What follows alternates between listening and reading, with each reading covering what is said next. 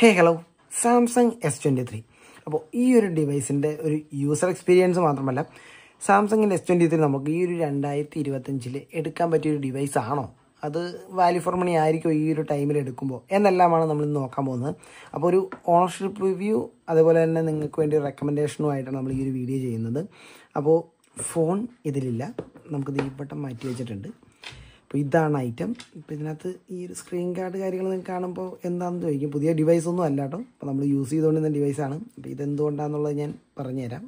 ഇത് നമുക്ക് പൊളിച്ച് കളഞ്ഞേക്കാം.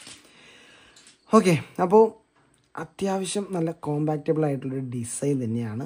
ഭയങ്കര ഇൻഹാൻഡ് ഫീലുള്ളതാണ്. ഇപ്പോൾ നിങ്ങളൊരു പ്രോ വേരിയൻ്റ് അല്ലെങ്കിൽ അൾട്രാ യൂസ് ചെയ്യുന്ന ഒരു വ്യക്തിയാണെന്നിരിക്കട്ടെ, അപ്പോൾ നിങ്ങളുടെ കൈ പിടിച്ച് നിങ്ങൾക്ക് തന്നെ ഒരു ഇറിറ്റേഷൻ ആയിരിക്കും. പക്ഷേ വൺ ഹാൻഡ് യൂസ് വളരെ ബുദ്ധിമുട്ടായിട്ടുള്ളൊരു ഡിവൈസസാണ് എനിക്ക് personally S23 ultra, S24 ultra അതേപോലത്തെ ഡിവൈസസ്. പക്ഷേ അത് വെച്ചൊക്കെ നോക്കുമ്പോൾ ഇത് പിടിക്കുമ്പോൾ ഒരു വല്ലാത്തൊരു കംഫർട്ടാണ്. അത്രയ്ക്കും കംഫർട്ടബിളാണ്, അത്രയ്ക്ക് ലൈറ്റ് വെയിറ്റ് ആയിട്ടുള്ള ഡിവൈസ് തന്നെയാണ്. അപ്പോൾ ഈ ഒരു ഡിവൈസ് ഞാനിപ്പോൾ കുറേ യൂസ് ചെയ്തുകൊണ്ടിരിക്കുന്നു. അപ്പോൾ എൻ്റെ ഒരു കംപ്ലീറ്റ്ലി എനിക്ക് തോന്നിയിട്ടുള്ള പോസിറ്റീവ്സ്, നെഗറ്റീവ്സ്, പിന്നെ ഈ ഒരു 2025 ഈ ഒരു S23, ഇപ്പോൾ നമുക്കറിയാം S24 വന്നു, S25 വന്നു, ഇപ്പോൾ ഒട്ടും വൈകാണ്ട് S26 ഒക്കെ ആയിട്ട് സാംസങ് വരും. അപ്പോൾ ആ ഒരു ടൈമിൽ S23 എടുക്കുന്നതൊരു നല്ലൊരു ഡിസിഷനാണോ, അതുപോലെ നമുക്കൊരു വാല്യൂ ഫോർ മണി ആയിട്ടുള്ള ഡിവൈസ് ആണോ എന്നെല്ലാമാണ് നമ്മൾ ഈ ഒരു വീഡിയോയിൽ നോക്കാൻ പോകുന്നത്. ഓക്കെ, അപ്പോൾ നമുക്ക് ഫസ്റ്റ് ഡിസൈൻ വൈസ് തന്നെ നോക്കാം. ഡിസൈൻ വൈസ് ഞാൻ പറഞ്ഞു, അത്യാവശ്യം നല്ല കോമ്പാക്ട് ഡിസൈനാണ്. നമ്മളെ ഇൻഹാൻഡ് ഫീലൊക്കെ നല്ല രീതിയിലാണ്. ഒരു കുട്ടി ഡിവൈസാണ്.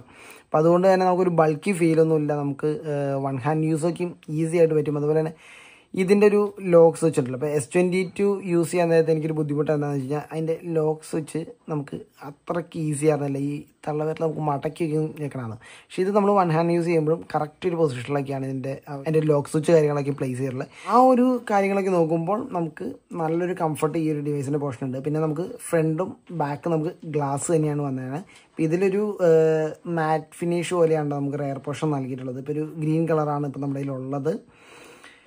ഓക്കെ, ഇപ്പോൾ ഈ ഒരു ക്യാമറ മൊഡ്യൂളിലൊന്നും വ്യത്യാസമൊന്നുമില്ല. നമുക്ക് സാംസങ്ങിൻ്റെ ഇപ്പോൾ ഏറ്റവും ബഡ്ജറ്റ് ഫ്രണ്ട്ലി ആയിട്ടുള്ള ഡിവൈസസ് തൊട്ട് പ്രീമിയം ഡിവൈസസ് വരെ ഈ ഒരു സെയിം ആ ഒരു ക്യാമറ മൊഡ്യൂളിങ് പോർഷൻ തന്നെയാണ് ഡിസൈനിങ്ങിൽ വന്നിട്ടുള്ളത്. അപ്പോൾ അതിൽ വേറെ മാറ്റങ്ങളൊന്നുമില്ല. അപ്പോൾ ഓക്കെ, അപ്പോൾ ഡിസ്പ്ലേയുടെ പോർഷൻ നോക്കുകയാണെങ്കിൽ നമുക്കിതിനകത്ത് 6.1 ഇഞ്ചിൻ്റെ ഒരു full HD+ dynamic AMOLED display ആണ് നൽകിയിട്ടുള്ളത്.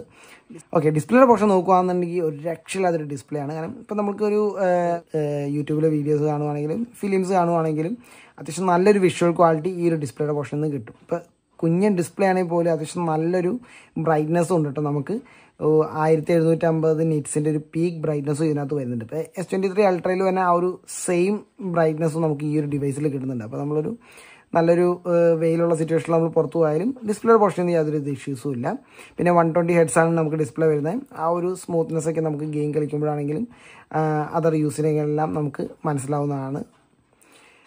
അത്രയാണ് നമുക്ക് ഡിസ്പ്ലേയിൽ. പിന്നെ ഡിസ്പ്ലേയുടെ കേസ് പറയുമ്പോൾ എല്ലാവർക്കും ഒരു കോമൺ ഡൗട്ട് ഇപ്പോൾ പറയുന്നത് ഡിസ്പ്ലേ ലൈൻ, ഡിസ്പ്ലേ ഇഷ്യൂസ് കാര്യങ്ങളാണ്. അപ്പോൾ അത് ഞാൻ ലാസ്റ്റത്തേക്ക് പറഞ്ഞു തരാം. അപ്പോൾ ഫസ്റ്റ് പോസിറ്റീവ് കാര്യങ്ങൾ ഞാൻ പറയാം, അത് കഴിഞ്ഞ് നെഗറ്റീവ്സിലോട്ട് ഞാൻ വരാം. പിന്നെ നെക്സ്റ്റ് നോക്കുകയാണെങ്കിൽ ക്യാമറയാണ്. നമുക്ക് ട്രിപ്പിൾ ക്യാമറ സെറ്റപ്പാണ് ഇതിനകത്ത് നൽകിയിട്ടുള്ളത്. ഒരു പ്രൈമറി ആയിട്ടുള്ള 50 MB lens, 10 MB lens, 12 MB ആണ്. 10 MB നമുക്ക് ടെലിഫോട്ടോ ലെൻസാണ് നൽകിയിട്ടുള്ളത്. 12 MB അൾട്രാ വൈഡ് നൽകിയിട്ടുണ്ട്. ഫ്രണ്ടിലോട്ട് വരുമ്പോൾ നമുക്ക് 12 MB ഒരു സെൽഫി ക്യാമറയാണ് നമുക്ക് ഇതിനകത്ത് നൽകിയിട്ടുള്ളത്. ക്യാമറ വിഷ്വൽസ് എല്ലാം അത്യാവശ്യം നല്ല സൂപ്പർ ക്വാളിറ്റി തന്നെ നൽകുന്നുണ്ട്. ഈവൻ പോർട്രേറ്റ് ആണെങ്കിലും വീഡിയോസ് ആണെങ്കിലും ഫോട്ടോസ് നമുക്ക് നൈറ്റ് ഫോട്ടോസ് എടുക്കുകയാണെങ്കിൽ പോലും അത്യാവശ്യം നല്ലൊരു ഔട്ട്പുട്ട് നമുക്ക് ഈ ഒരു ക്യാമറയുടെ പോർഷനിൽ നിന്ന് കിട്ടുന്നുണ്ട്. അപ്പോൾ ഞാൻ കുറച്ച് ക്യാമറ സാമ്പിൾസ് ഞാൻ സ്ക്രീനിൽ നൽകിയേക്കാം നിങ്ങൾക്ക് റെഫറൻസിന് വേണ്ടി. സോ ക്യാമറ പോർഷനിൽ എനിക്ക് യാതൊരു ഇഷ്യൂസും ഇല്ല. പിന്നെ സംടൈംസ് നമുക്ക് ആ ഒരു പോർട്രേറ്റ്സ് എടുക്കുമ്പോൾ ആ ഒരു കറക്റ്റ് ലെങ്ത് അല്ല, ഇച്ചിരി കൂടി ലെങ്ത് കൂടുതലാണെന്നുണ്ട് നമ്മൾ നിൽക്കുന്ന ഒരു പൊസിഷനിൽ വ്യത്യാസം ഉണ്ടെങ്കിൽ ചില ടൈമിൽ ആ ഒരു പോർട്രേറ്റ് പ്രോപ്പർ ആവണമല്ലാത്ത എനിക്ക് തോന്നി. പക്ഷേ അത് റയർ ആയിട്ടുള്ളൊരു സിറ്റുവേഷനിൽ മാത്രമാണ് തോന്നിയിട്ടുള്ളത്. അതർവൈസ് ക്യാമറ പോർഷൻ നോക്കി ഒരു രക്ഷയില്ലാത്തൊരു ഫീല് നൽകുന്നുണ്ട്. പിന്നെ ഇതിനകത്ത് നമുക്ക് വീഡിയോയുടെ പോർഷൻ നോക്കുകയാണെങ്കിൽ 8K വരെ നമുക്ക് ഷൂട്ട് ചെയ്യാം. 8K 30 FPS വരെ കിട്ടുന്നതാണ്. 4K 30 and 60 FPS നമുക്കിതിനകത്ത് സപ്പോർട്ടിംഗ് ആയിട്ട് വരുന്നുണ്ട്.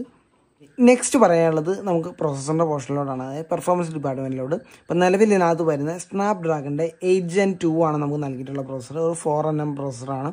അത്യാവശ്യം വേണ്ട എല്ലാ പരിപാടിയും നടക്കുന്ന ഒരു കിടിലൻ പ്രോസസ്സർ തന്നെയാണ് കേട്ടോ. ഇപ്പോൾ നമുക്ക് ഗെയിമിങ്ങിൻ്റെ പോർഷനാണെങ്കിലും അതേപോലെ തന്നെ മീഡിയ കാര്യങ്ങളാണെങ്കിലും ഇപ്പോൾ ഡേ ടു ഡേ ലൈഫ് കാര്യങ്ങളൊക്കെ ആണെങ്കിൽ നമുക്ക് ഈസി ആയിട്ട് കൊണ്ടുനടക്കാൻ പറ്റുന്ന ഹീറ്റിംഗ് പോർഷനിലും യാതൊരുവിധ ഇഷ്യൂസ് എനിക്ക് ഫേസ് ചെയ്തിട്ടില്ല. നിങ്ങൾ കണ്ടിന്യൂസ് ഗെയിം കളിക്കുന്ന ഒരു സിറ്റുവേഷനിൽ മാത്രം ഒരു നോർമലിനേക്കാളും കുറച്ചുകൂടി ഒന്ന് വാം ആവുന്നുണ്ട്. അല്ലാണ്ട് ഓവർ ഹീറ്റിംഗ് ഒന്നും ഈ ഒരു ഡിവൈസിൻ്റെ പോർഷൻ ചെയ്തില്ല. അത്യാവശ്യം നല്ല രീതിയിൽ തന്നെ ഹീറ്റ് മാനേജ്മെൻറ്റും ഉണ്ട്. ഈവൻ നിങ്ങൾക്ക് BGMI പോലുള്ള ഗെയിംസ് കളിക്കുകയാണെങ്കിൽ പോലും യാതൊരുവിധ ലാഗോ കാര്യങ്ങളൊന്നുമില്ല. അത്യാവശ്യം നല്ല രീതിയിൽ തന്നെ പെർഫോം ചെയ്യുന്ന ഒരു പ്രൊസസ്സർ തന്നെയാണ്. അപ്പോൾ പ്രൊസസ്സറിൻ്റെ പോർഷനിൽ യാതൊരു ഇഷ്യൂസും ഇല്ല. പിന്നെ സ്റ്റോറേജിൻ്റെ പോർഷൻ നോക്കുകയാണെങ്കിൽ നമുക്ക് 128 അതുപോലെ തന്നെ 256 GB അവൈലബിൾ ആയിട്ടുണ്ട്. ഇപ്പോൾ 256 GB തൊട്ടാണ് നമുക്ക് UFS 4.0 നമുക്ക് അവൈലബിൾ ആയിട്ടുള്ള സ്റ്റോറേജ്. 128 നമുക്ക് 3.1 UFS ആണ് നമുക്ക് നൽകിയിട്ടുള്ളത്. സോ അതിന് ഇഷ്യൂ ഉണ്ടോയെന്ന് വെച്ച് കഴിഞ്ഞാൽ ഒരു ഡേ ടു ഡേ ലൈഫിൽ നോർമൽ യൂസേജിലൊന്നും യാതൊരു ഡിഫറൻസ് അല്ലെങ്കിൽ ഇഷ്യൂസ് ഒന്നും നിങ്ങൾക്ക് ഈ ഒരു ഫോണിൽ നിങ്ങൾക്ക് ഫീൽ ചെയ്യുന്നതല്ല. അല്ല, ഒരു ഹൈ എൻഡ് യൂസറാണ് എന്നുണ്ടെങ്കിൽ മാത്രമാണ് ആ ഒരു സ്പീഡിൻ്റെ ഒരു ചെറിയൊരു ചേഞ്ച് കാര്യങ്ങൾ ഫീൽ ചെയ്യുള്ളൂ. അല്ലാണ്ട് ഒരു നോർമൽ യൂസറെ സംബന്ധിച്ചിടത്തോളം ഇപ്പോൾ UFS 3.1 ആണെങ്കിൽ UFS 4.0 സ്റ്റോറേജ് ആണെങ്കിൽ പോലും നമുക്ക് അത് യാതൊരു ഡിഫറൻസോ മനസ്സിലാക്കാൻ പോകുന്നില്ല. പിന്നെ സ്പെസിഫിക്കേഷൻ പറയുന്ന രീതിയിൽ 128 നമുക്ക് UFS 3.1 വന്നിട്ടുള്ളൂ എന്നുള്ളത് നമുക്ക് പറയാം. അങ്ങനെ ഞാൻ പറഞ്ഞു എന്നുള്ളൂ. ഓക്കെ, പിന്നെ ഔട്ട് ഓഫ് ദ ബോക്സ് നമുക്കിനകത്ത് വന്നിട്ടുള്ള ആൻഡ്രോയിഡ് 13 ആണ്. ഇപ്പോൾ ലേറ്റസ്റ്റ് ആയിട്ടുള്ള ആൻഡ്രോയിഡ് 15 വരെയുള്ള അപ്ഡേറ്റ് നമ്മൾ ഈ ഒരു ഫോണിൽ ചെയ്തിട്ടുണ്ട് കേട്ടോ. ആൻഡ്രോയിഡ് 15 അതുപോലെ തന്നെ നമുക്ക് നൽകിയിട്ടുള്ളത് 1 UA ആണ് നമുക്കിനകത്ത് വന്നിട്ടുള്ളത്. 1 UAയുടെ തന്നെ ലേറ്റസ്റ്റ് ആയിട്ടുള്ള 7 ആണ് നമുക്ക് നൽകിയിട്ടുള്ളത്. ഓക്കെ, അതായത് ഇവിടെ കൊടുത്തിട്ടുണ്ട് 1 UA 7 ആൻഡ്രോയിഡ് 15 ആണ് ഇപ്പോൾ കറൻ്റ്ലി നമുക്ക് വന്നിട്ടുള്ള അപ്ഡേറ്റ്. അത് കഴിഞ്ഞിട്ടുള്ളൊരു സെക്യൂരിറ്റി അപ്ഡേറ്റ് ഇപ്പം നിലവിൽ വന്നിട്ടുണ്ട്. ഓക്കെ, അപ്പോൾ അത്രയാണ് സോഫ്റ്റ്വെയറിൻ്റെ പോർഷനിലുള്ളത്. ഓക്കെ, അപ്പോൾ ഇനി ബാറ്ററിയുടെ പോർഷനിലാണ്. അപ്പോൾ ആ ഒരു സെഗ്മെൻറ്റ് തൊട്ട് ഞാൻ കുറച്ച് നെഗറ്റീവ്സ് എന്തൊക്കെയാണ് വരുന്നത് എന്നുള്ളത് ഇതിനകത്ത് പറയാം. ബാറ്ററിയുടെ സെഗ്മെൻറ്റ് നോക്കുവാണെങ്കിൽ നമുക്ക് 3900 mAh ആണ് ഇതിൻ്റെ ബാറ്ററി വരുന്നത്. 25 വാട്ടിൻ്റെ ഒരു ഫാസ്റ്റ് ചാർജിങ് ആണ് ഇപ്പോൾ നൽകിയിട്ടുള്ളത്. അപ്പോൾ നമുക്ക് 45 വാട്ട് വരെ സപ്പോർട്ടിംഗ് ആണ്. പക്ഷേ S23 സീരീസിലല്ല, അൾട്രാ സീരീസിലാണ് നമുക്ക് 45 വാട്ട്സ് നിലവിൽ അവൈലബിൾ ആയിട്ടുള്ളത്. S23 സീരീസിലേക്ക് നമുക്ക് 25 വാട്ടാണ് മാക്സിമം ആയിട്ടുള്ള ഒരു സപ്പോർട്ടിങ് വരുന്നത്. അപ്പോൾ അഡാപ്റ്റർ ബോക്സിലില്ല എന്നുള്ളത് എല്ലാവർക്കും അറിയാമല്ലോ. അപ്പോൾ ഞാനത് എടുത്ത് പറയേണ്ട ആവശ്യമില്ല. അപ്പോൾ ആ ഒരു സെഗ്മെൻറ്റ്, ഇപ്പോൾ ബാറ്ററിയുടെ സെഗ്മെൻറ്റ് നോക്കുമ്പോഴാണ് എനിക്കൊരു നെഗറ്റീവായിട്ടുള്ളൊരു കാര്യം. ഫസ്റ്റ് 3900 mAh ബാറ്ററി ഉള്ളൂ. ഇപ്പോൾ S22 ഒക്കെ വെച്ച് നോക്കുമ്പോൾ ബെറ്റർ ബാറ്ററി ആയിരുന്നു. അപ്പോൾ ആ ഒരു ഇറങ്ങിയ ടൈമിൽ ഓക്കെ. പക്ഷേ ഒരു 1 ഡേ ബാറ്ററി ലൈഫ്, നിങ്ങൾ നോർമൽ യൂസറാണ്, നോർമൽ വാട്സപ്പ് ഉള്ളൂ, കോളിങ് കാര്യങ്ങളുള്ളൂ, പിന്നെ അത്യാവശ്യം ഇൻസ്റ്റ അതുപോലെ തന്നെ യൂട്യൂബ് ഉള്ളൂ എന്നുണ്ടെങ്കിൽ ഓക്കെ 1 ഡേ കഷ്ടിമുട്ടി അങ്ങോട്ട് പൊക്കോളും. പക്ഷേ അല്ലാത്തിടത്തോളം നിങ്ങൾക്ക് ഒരു ദിവസം 2 തവണ ചാർജ് ചെയ്യേണ്ടതായിട്ട് വരും. അപ്പോൾ ഇപ്പോൾ വന്നിട്ട് കുറേ ഫാൻസ് വന്നിട്ട് നിങ്ങൾ എന്തൊക്കെ കമൻറ്റ് ഇട്ടാലും മിനിമം നോർമൽ ഒരു യൂസറിനെ സംബന്ധിച്ചിടത്തോളം മിനിമം ഒരു 2 തവണ ചാർജ് ചെയ്യേണ്ടതായിട്ട് വരും. അപ്പോൾ അത് എനിക്ക് ഈ ഒരു ഫോണിൽ തോന്നിയുള്ള നെഗറ്റീവാണ്. ബാറ്ററി അത്രയാണ് നമുക്കൊരു ബാക്കപ്പ് കിട്ടുന്നുള്ളൂ. ആൻഡ് ബാറ്ററി പോർഷനിൽ നെക്സ്റ്റ് നമുക്ക് തോന്നിയൊരു കാര്യം 25 വാട്ടാണ് ഇതിൻ്റെ ഫാസ്റ്റ് ചാർജിങ് അവൈലബിൾ ആയിട്ടുള്ളത്. നമുക്കറിയാം ഇപ്പോൾ 120 വാട്ട് വരെ IQ കൊടുത്തുകൊണ്ടിരിക്കുന്ന ടൈമാണ്. ആ ഒരു ടൈമിലും 25 വാട്ട് അഡാപ്റ്റർ കൊടുക്കുന്നില്ല. അത് പോട്ടെ, അത് നമ്മൾ ഇതിനകത്ത് പറയാൻ ഉദ്ദേശിക്കുന്നില്ല. ആ ഒരു സെഗ്മെൻറ്റിൽ പോലും ഇവർ 25 വാട്ടാണ് ഇപ്പോഴും വച്ചുകൊണ്ടിരിക്കുന്നത്. എറൗണ്ട് ഒരു മണിക്കൂർ, 1.25 മണിക്കൂർ, 1.5 മണിക്കൂർ അടുത്ത് നമുക്കൊരു ഫുൾ ചാർജ് ആവാൻ എടുക്കുന്നു. ഒരു പ്രീമിയം സെഗ്മെൻറ്റിൽ അവർ കൊണ്ടുവന്നിട്ട് പോലും ചാർജറും കൊടുക്കുന്നില്ല, 25 വാട്ടിൻ്റെ ഒരു സ്ലോ ചാർജ് നൽകുന്നു എന്നുള്ളത് ശരിക്കും പറഞ്ഞൊരു നെഗറ്റീവായിട്ടാണ് എനിക്ക് തോന്നുന്നുള്ളത്. സോ ശരിക്കും സാംസങ് ഒരു അപ്ഡേഷൻ കൊണ്ടുവരുന്നത് ഈ ഒരു ചാർജിങ്ങിൻ്റെ പോർഷൻ തന്നെയാണ്. ഒരു 45 വാട്ട്സ് ചാർജെങ്കിലും S23 സീരീസ് പോലെ തന്നെ ആ ഒരു പ്രോ സീരീസ് അല്ലാത്ത എല്ലാത്തിലും നൽകണം. ഇപ്പോൾ അൾട്രാ സീരീസ് അല്ലാത്ത എല്ലാത്തിനും ഈ ഒരു ഫാസ്റ്റ് ചാർജ് കുറച്ചുകൂടി ഇമ്പ്രൂവ് ചെയ്യേണ്ടത് നല്ല കാര്യമാണ്. കാരണം ഇതിനകത്തൊരു മണിക്കൂർ, 1.25 മണിക്കൂർ, ഞാൻ പറയുകയാണെങ്കിൽ 1.25 മണിക്കൂർ, 1.5 മണിക്കൂർ അടുത്താണ് ഇതിൻ്റെ ഒരു ഫുൾ ചാർജ് ആവാൻ എടുക്കുന്ന സമയം. സോ അത് വളരെ സ്ലോ ആയിട്ട് തന്നെയാണ് എനിക്ക് തോന്നിയിട്ടുള്ളത്. ഇപ്പോൾ ഐഫോണോ കുറ്റം പറയുന്നവർ നോക്കുമ്പോൾ ഈ ഒരു ഫോണും അതേ ടൈം തന്നെ എടുക്കുന്നുണ്ട്. ഓക്കെ, അപ്പോൾ അത്രയാണ് എനിക്ക് ബാറ്ററിയുടെ പോർഷനിൽ പറയാനുള്ളത്. അതൊരു നെഗറ്റീവായിട്ട് തന്നെ എനിക്ക് ഇപ്പോഴും തോന്നുന്നതാണ് ബാറ്ററി. ഇനി അടുത്തതിൻ്റെ സ്പീക്കറിൻ്റെ പോർഷനാണ്. ഞാൻ ജസ്റ്റ് ഒരു മ്യൂസിക് വെച്ച് കേൾപ്പിച്ചു തരാം.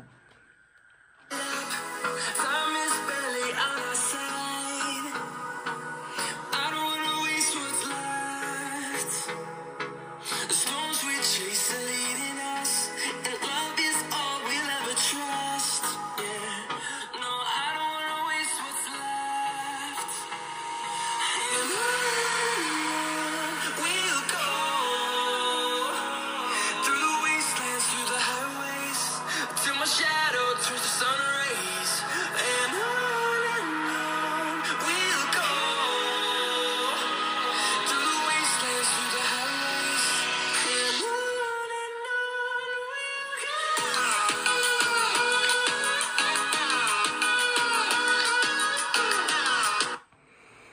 ഓക്കെ, അത്യാവശ്യം നല്ലൊരു ബേസും ആ ക്വാളിറ്റി എല്ലാം നമുക്ക് ഈ സ്പീക്കറിൻ്റെ പോർഷനിൽ നിന്ന് കിട്ടുന്നുണ്ട്. പക്ഷേ ഒരു വേണ്ടത്ര ആ ഒരു ലൗഡ്നെസ് എനിക്ക് ഈ ഒരു സ്പീക്കറിൻ്റെ പോർഷനിൽ ഇല്ല. കുറച്ച് ആ ഒരു സൗണ്ട് കുറവുള്ള പോലെ തോന്നി. ഇപ്പോൾ ബേസും അതുപോലെയുള്ള ക്വാളിറ്റിയും ആ ഒരു ക്ലാരിറ്റി എല്ലാം എനിക്ക് ഇഷ്ടപ്പെട്ടു. പക്ഷേ കുറച്ച് സൗണ്ട് കുറവുള്ള പോലെ തന്നെ ഫീൽ ചെയ്തു സംടൈംസ് അത് യൂസ് ചെയ്യാൻ നേരത്ത്. എന്ന് വെച്ചാൽ ഒത്തിരി കുറവൊന്നുമല്ല, പക്ഷേ കമ്പാരിറ്റീവ്ലി കുറച്ച് കുറവായിട്ട് തന്നെ തോന്നി.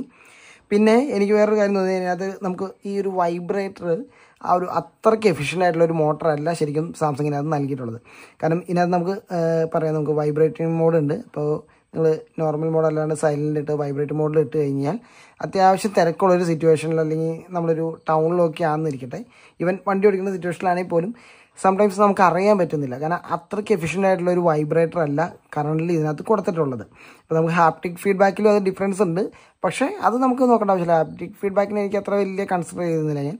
പക്ഷേ വൈബ്രേഷൻ അത്രത്തോളം എഫിഷ്യൻ്റ് ആയിട്ട് ഫീൽ ചെയ്തില്ല. കാരണം കുറേ ടൈമിൽ നമുക്കിപ്പോൾ സിറ്റിയിലോ അല്ലെങ്കിൽ നമ്മുടെ നല്ല രീതിയിൽ ഒരു തിരക്കുള്ള സിറ്റുവേഷനിൽ നിൽക്കുന്ന ടൈമിൽ, തിരക്കുള്ളൊരു റോഡിലോ എവിടെയെങ്കിലും നിൽക്കുവാണെങ്കിൽ പോലും നമുക്ക് അറിയാൻ പറ്റുന്നില്ല ആ ഒരു ഫോൺ വൈബ്രേറ്റ് ചെയ്യുന്നുണ്ട്. ഈവൻ ആ ഒരു റിങ് ചെയ്യുന്നുണ്ടെന്ന് അറിയണമെങ്കിൽ ആ വൈബ്രേറ്റർ പ്രോപ്പറായിട്ട് വർക്ക് ചെയ്യണം. പക്ഷെ അത്രത്തോളം എഫിഷ്യൻ്റ് ആയിട്ടുള്ള വൈബ്രേറ്ററായിട്ട് എനിക്ക് ഫീൽ ചെയ്തില്ല. അതൊരു നെഗറ്റീവായിട്ട്, ഈവൻ നെഗറ്റീവിൻ്റെ ആസ്പെക്ട് പറയുമ്പോൾ ആ ഒരു കേസ് ഞാൻ പറഞ്ഞു എന്നുള്ളൂ. നെക്സ്റ്റ് നമുക്ക് ഇതിനകത്ത് ഇൻ ഡിസ്പ്ലേ ഫിംഗർ പ്രിൻ്റാണ് വരുന്നത്. അത്യാവശ്യം നല്ല ഫാസ്റ്ററായിട്ടുള്ളൊരു ഫിംഗർ പ്രിൻ്റാണ്.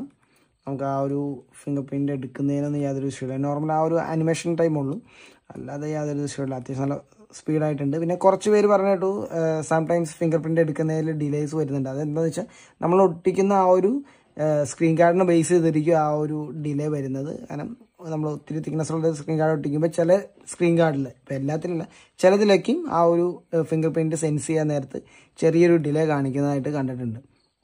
പിന്നെ കുറച്ച് കമൻറ്റ്സ് കണ്ടിട്ടുണ്ട് നേരത്തെ, നമുക്ക് 5G റേഞ്ചിന് ഇഷ്യൂസ് കാര്യങ്ങൾ ഫേസ് ചെയ്യണമെന്നുള്ളത്. ഇപ്പം ഇതുവരെ ഇത് യൂസ് ചെയ്തതിൽ നമുക്ക് 5G നെറ്റ്വർക്ക് പിടിക്കുന്നതിലോ അല്ലെങ്കിൽ ഇവൻ നെറ്റ്വർക്ക് സ്പീഡിലോ യാതൊരു ഇഷ്യൂസും ഇല്ല. ഇപ്പോൾ ജിയോയും അതുപോലെ എയർടെൽസും നമ്മൾ ടെസ്റ്റ് ചെയ്തതാണ്. രണ്ടിലും നമുക്ക് യാതൊരു ഇഷ്യൂസോ നെറ്റ്വർക്ക് കണക്ടിവിറ്റിയിലോ ഇവൻ കോൾ ഡ്രോപ്പോ അങ്ങനത്തെ ഇഷ്യൂസൊന്നും ഇതുവരെ നമുക്ക് ഫേസ് ചെയ്തിട്ടില്ല. ആ ഒരു ഏരിയാസ് എല്ലാം പക്കയായിട്ട് തന്നെ പോയിട്ടുണ്ട്. അപ്പോൾ ഇത്രയൊക്കെയാണ് നമുക്ക് തോന്നിയിട്ടുള്ള പോസിറ്റീവ്സ് ആൻഡ് നെഗറ്റീവ്സ് ഈ ഒരു S23 യൂസ് ചെയ്തതിന് ശേഷം.